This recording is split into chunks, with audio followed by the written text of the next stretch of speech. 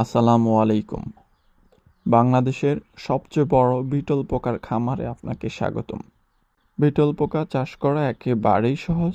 গরুকে খাওয়ায় যেই গমের ভুসিটা, ওইটাই মূলত এদের প্রধান খাবার। এছাড়া আলু, পেঁপে, গাজর, মিষ্টি লাউ, যেটাই আপনার বাসায় অ্যাভেলেবেল থাকে, এর যে কোনো একটা পাতলা করে 2 থেকে 3 টুকরা কেটে দিলেই হবে। এই পোকাটা নেওয়ার পর আমাদের সাথে যোগাযোগ রাখবেন। কখন কি করতে হবে আমরা আপনাদেরকে সব কিছু বলে দিব। বিটল পোকাতে আছে 70% প্রোটিন, যেটা আপনার খামারের হাঁস মুরগির প্রোটিনের চাহিদা পূরণ করবে।